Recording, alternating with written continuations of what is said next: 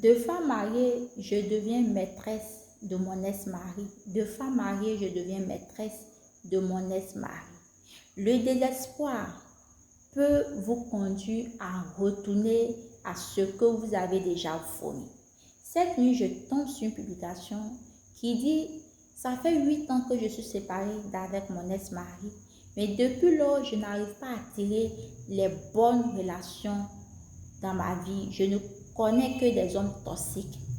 Mon ex-mari s'est remarié. Alors je retourne vers cet homme-là pour lui demander de me faire des enfants. Parce que selon la personne, elle ne veut pas avoir des enfants de pères différents. Pensez-vous que si cette femme avait trouvé un homme qui la valorise, un homme qui avait comblé le vide et toutes les blessures qu'elle avait eu à vivre dans le passé, elle allait retourner chez son ex-mari et tenir le langage de « je veux avoir des enfants de même père ». Non. C'est le désespoir et le poids de la solitude qui amène cette femme mariée à retourner dans ce qu'elle a déjà vomi. Pourquoi je dis dans ce qu'elle a déjà vomi? Parce qu'il peut arriver que ce soit celle-là même, elle-même, qui ait quitté la relation. C'est une hypothèse. Ça peut arriver que c'est le monsieur qui l'a laissé, peu importe. Mais si elle avait trouvé une bonne relation, elle n'allait jamais retourner là-bas. Parce qu'avant de quitter ou avant qu'on ne la laisse, elle savait que si elle partait se remarier, elle allait avoir des enfants de pères différents. Je peux comprendre que le désespoir peut nous pousser à poser des actions qu'en temps normal on ne devait plus poser.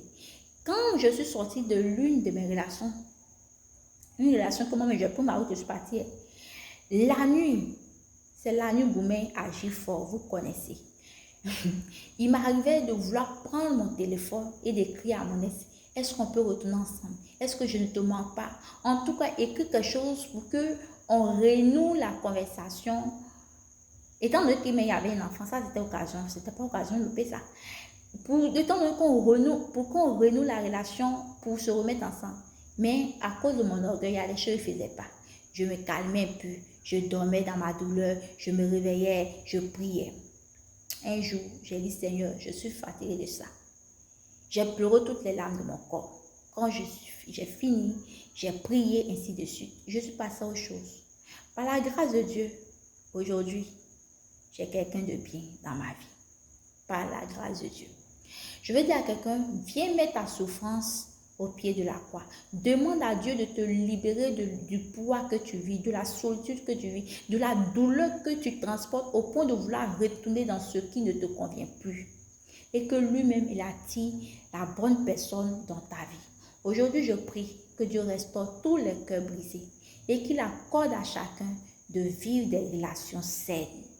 Que Dieu vous bénisse.